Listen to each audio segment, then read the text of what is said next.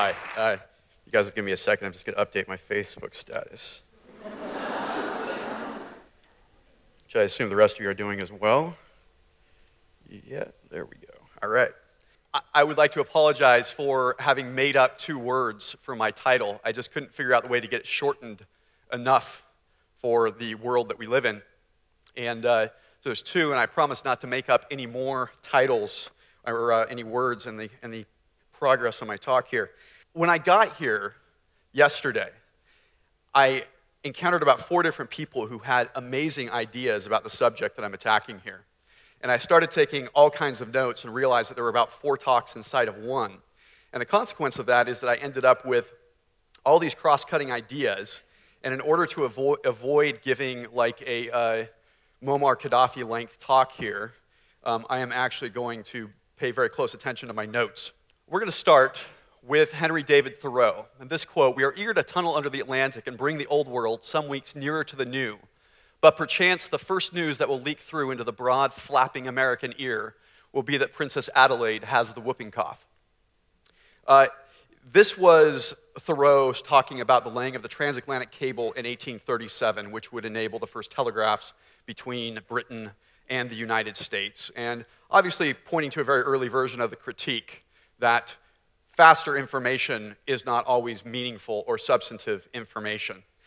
Thoreau is a giant on the American literary landscape, and I'm clarifying this. Most of you probably know about him, but seeing as I'm speaking to a mostly European audience, probably his defining work was a book called Walden, or Life in the Woods. And the quote that has become defining from that work that some of you might recognize from the film Dead Poets Society, and it shows up in other spots in pop culture, is, "I went to the woods because I wished to live deliberately, to front only the essential facts of life, and see if I could not learn from it what it had to teach, and not, when I came to die, discover that I had not lived."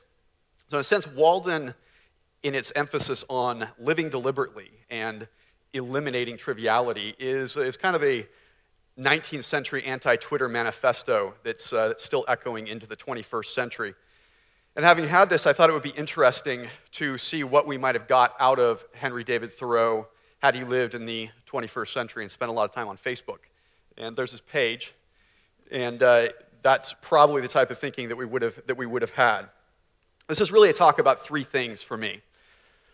One is how I have become a victim of the new media landscape that I live in, and how many, if not most of you, probably to some degree are as well, although I imagine that there are probably a number of people who are better adjusted than I am. 2, how new media is reshaping the way that we approach information, knowledge, as well as relationships and entertainment, and in many ways that it's shrinking our collective and individual attention spans. And then finally, how we do have choices, and it is possible for us to change the way that we are engaging knowledge, information, and all of this blizzard of content that we receive out of new media, and somewhat self-servingly tacked onto the end of that, how TED and my company, Fora.tv, are actually going to rescue the world from this dragon. So for purposes of this talk, just want to clarify that I will be using the term new media very broadly to basically refer to all of the types of content that we get online, all the devices that we're using. I'm just going to shorten all that to new media. I'm addicted to this thing, and it was obviously tongue-in-cheek when I came walking out here posting my Facebook status update, but it's not that far off. I'm also addicted to my laptop, and I'm constantly on one or the other, sometimes both at the same time. Sometimes I'm talking on the phone, IMing in Skype, writing an email, and then also, if I'm really on my game, punching out a text message simultaneously. And to be fair, I have lots to do. I have a lot to do, and these devices and systems and all these amazing new things help me get it done, and there's no way that I could be as efficient as I am able to be if I did not have them. So let me inject just the caveat that this is not an attack on technology. I am not a Luddite. This is my friend, but nevertheless, as much as this can enable a kind of hyper-productivity, it also creates some debilitating side effects. All this, the instant accessibility and transmittability of information makes me impatient with the slower, the deeper, the more profound things. This looks like a phone, and it is a phone, and that's its primary functionality, and most people would call it a phone. I sometimes refer to it as my dealer, because it's always there for a quick hit of news, trivia, that cheap social media narcotic, whatever it might be. And my ex-girlfriend used to call this my girlfriend.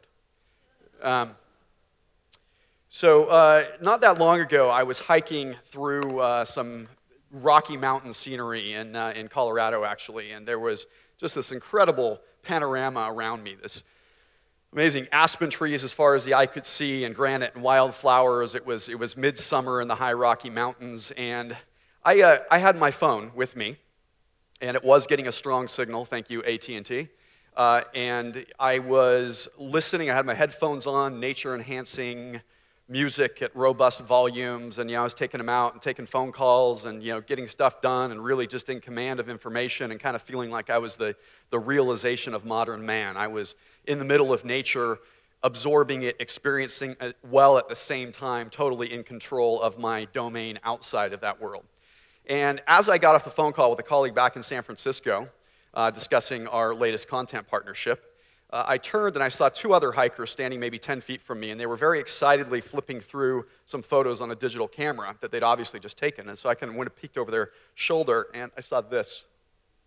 About 40 feet from where we were standing, this elusive bobcat had been first stalking and then giving chase to some small prey that you couldn't actually see in the pictures. And this moment, and it's one of a number of moments, and it's been really, a sort of a progressive realization dawned on me that in that moment where I felt that I was so supremely connected, I had given no consideration to the ways in which all of these wonderful media tools had actually disconnected me. And really, as I think you can all understand, that's not okay. This is a quote that I love, and it comes from a book that I think most of this audience will recognize. Well, I should say an epic poem rather than a book. And I think it has a certain applicability to the modern media moment. If you replace the word comedy with diversion or entertainment or any other number of things, or clutter, whatever you want to insert there, Lucifer's words to Adam, and I don't remember which phase in that is in there, that it happens, are quite profound. What I have learned, and there's a very high degree of subjectivity in what I'm saying here, because I realize that not everybody is absorbed in new media and as entrapped in all of its allure as I am. But my mind is differently conditioned than it was 10 or 15 years ago. And 15 years ago, in fact, I was preparing to leave Hungary. And I won't say, there's a few people here that know that I kind of do speak Hungarian. I won't say that I ever perfected it. In fact, I'll even say that nem beszélek magyarul egészen hibátlanul. I'm sure I screwed something up right there. But learning to communicate in Hungarian was one of the most grueling, focus-intensive things that I've ever done. I spent days, weeks, months, and ultimately 2 years in learning the arcane detail of a foreign grammar. And there are some really acute suffering. There's some very acute suffering that comes along with acquiring a new language or a foreign language, as many of you will know. But there's also something very satisfying, something really deeply satisfying in the sense of having mastered a principle of language and feeling it fastened into your mind. 10 years ago, I was working on my MPhil dissertation at Oxford, and it was 50,000 words that I spent in late nights in libraries and bare-knuckled verbal beatings from professors and days trawling through academic journals to try to perfect, A, something that was in the end totally unreadable, but B, something that would actually stand up to scrutiny. And that, again, was a process that demanded long concentration from me. I think if I chose today to acquire a difficult new language, or to try and carve out a 50,000-word dissertation on a complex topic, that I would kind of have to retrain my mind. I don't believe that my mind, post-Twitter, post-Facebook, post-YouTube, post-everything else that has shortened and fractured my attention span and made me consume media in tiny bites and information in tiny bites and actually see me sort of acquiesce to information and knowledge becoming commodities. I think it would require a significant sort of mental training regimen to get there. I'm convinced that our headlong rush into new media's chaotic landscape, an often wonderful landscape, has altered our relationship with information, knowledge, and even people. And that much of that change, in fact, most of that change is positive. I'm really at pains to emphasize that. But much of it is not, and I'm not convinced that we're paying enough attention to the collateral damage. So I want to talk just very briefly about what it is that all these tools that I am generalizing under the inadequate term new media, what they do for us. Access to news and information, tools for creating and sharing, entertainment, that's indispensable. I mean, Charlie Sheen, how could we live without him? Relationships, both in terms of encountering people we haven't met before, and I mean, really, I think all of us, the real value of something like Facebook is that I'm now in better contact with my extended family as a result of Facebook than I probably haven't been in my entire adult life. And access to knowledge and ideas, and you might see there that I sort of separate knowledge and ideas from information and news because I believe that the way that media is now consumed has actually driven them apart. I want to pause to reiterate, I need these things. I demand these things. You all need these things. Nobody's suggesting that they should go away. Have I made that clear that I think that? Because I just don't want anybody walking out or thinking like, that guy hates technology. I love technology. So my opening quote from Thoreau should underscore the fact that this critique of easy access to information and communication is not new.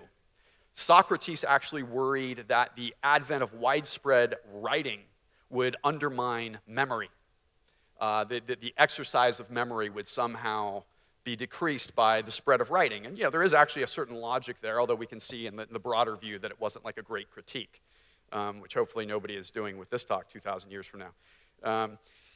But this, more recently, has evolved into some other critiques. And Neil Postman, who some people have accused of being, if not a Luddite, then at least like a technological determinist, and you know, he arguably is a little bit of the latter.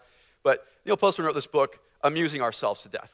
And the central critique of Postman's book, Amusing Ourselves to Death, is that form excludes the content. Or put differently, I'm going to read exactly what I have written here, that a given medium limits and defines the range of ideas that it can transmit. And he really pioneered the critique that television news is more entertainment than it is substantive information. New media, on the other hand, is far too encompassing and too varied and too supple to be just subject to that critique. It's not as inflexible as old broadcast media. But Postman's critique still has some validity. A member of my family recently confessed to me that on finding himself bored on a recent Saturday morning, he went to newser.com and went to the Drudge Report, a couple other news sites, trying to see if there was anything new happening with Japan and Libya. And he paused as he was relating this, and he said, let me restate what I think I did. He said, I was experiencing a spasm of boredom, and in my moment of boredom, I thought, let me go see if there's any catchy headlines on these two human tragedies of historic proportions. And that he consumed that information much in the same way that he might have the results of a football match or entertainment news, which in fact he did. And this is something, a sequence that I think was something that he basically went through. He thought, Reactor 3's plutonium might endanger millions of Japanese lives. Scary, but interesting. Chelsea crushed Manchester City 2-0. Not scary, also interesting. Now, what do Yelp users have to say about the new Thai restaurant on Main Street? The whole menu of information is lined up in this unending sequence of tabs, links, and hooks, so that we're always beckoned on to something else. And it becomes a very easy thing to lose a sense of relative significance between all these fragments of information. In June of 2008, The Atlantic ran this article from Nicholas Carr, Is Google Making Us Stupid? Misspelled, by the way. And it was a sort of an updated version of the Postman critique. And Carr essentially says that we now all live in such a state of constant distraction that the deeper processes of engaging knowledge and information have really been disconnected. This is just something I love, and everybody should buy that T-shirt. It really, aside from being hilarious, it points to the unique ability of social media to tap into these things. And of course, it doesn't apply to anybody here when I say that. There's a cycle that I believe I see, and the response that I get when I bring this up with people leads me to believe that everybody else sees this too, in which we are receiving smaller and faster packets of data. We become dependent on the ease and convenience of that data. The clutter, just the sheer mass and volume and fragmentation of that information causes a disconnect at the deeper levels of our engagement with knowledge. And that leads us with a kind of a void, which leads us back to searching for more stimulation, which brings us right back to the top. And on that note, I want to just emphasize that I believe we are, however we're approaching media right now, we're basically blazing a path to the future. New media is this defining universal reality right now. But because it's new and unprecedented, we're still making up the rules and the norms of engagement and processing some of the implications. And on some level, we're like a kid, like I used to be on Halloween, who just got a huge bag of candy and doesn't have the dietary intelligence to look at that bag of candy and say, I should not eat half of that right now. That happened on more than one occasion. And the consequences could be things kind of like this, where these behavior disorders or dysfunctions become more and more embedded. That's a caricature, obviously. I mean, these things are caricature, and I don't know if you guys got to look at this one, but where, our sense of relationship to nature is displaced or superseded by technology. And if you know people with their iPhones, that's really not that far off. That's actually pretty spot on. So I am claiming that there is a problem. And if there is a problem and it's something that is important, the question is, what should we do about it? What can we do about it? And I would say, first of all, again, maybe you don't need to do anything about it. Maybe you personally are sitting there smugly observing how perfectly balanced your own relationship with media is, and just not thinking that this applies to you. And if so, congratulations. But for the rest of us, I see three general areas where we can act to develop a better balance in our relationship with new media. And one, in the words of Thoreau, is to choose to live deliberately in terms of how we engage new media content. To choose to live deliberately and intentionally in how we consume media content. A second is to structure our lives a little bit more rigorously to ensure that there's separation, to ensure that we have space outside of our encompassing relationship with new media content and the entire experience of new media, and to not let ourselves be a part of it, but ensure that it is only one part of our lives.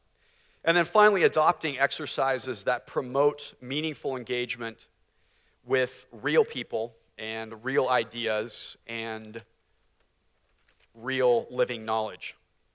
The solution to all of this, long-form new media. I just want to say the phrase, long-form new media is what it's all about. It isn't what it's all about, but it is what a lot of it's about.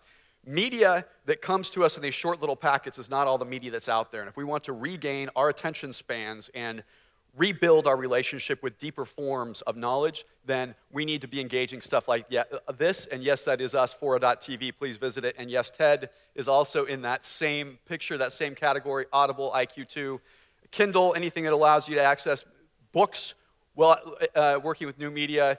There is Jay-Z at the New York Public Library in conversation with Paul Holdengraber and Cornel West, and I've got some great stories about that, but you can ask me about them later. And finally, I think that Jerry Seinfeld actually says most of what needs to be said about it right there.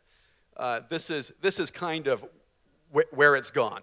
We're saying virtually nothing to everyone. Finally, that's it. Oh, wait, no, it's not. I was going to conclude with this. In summary, less Twitter, more TED, less Facebook, lame Facebook status updates, more Fora TV, less Bieber, more Beethoven, less dumb, more smart. Thank you. Thank you.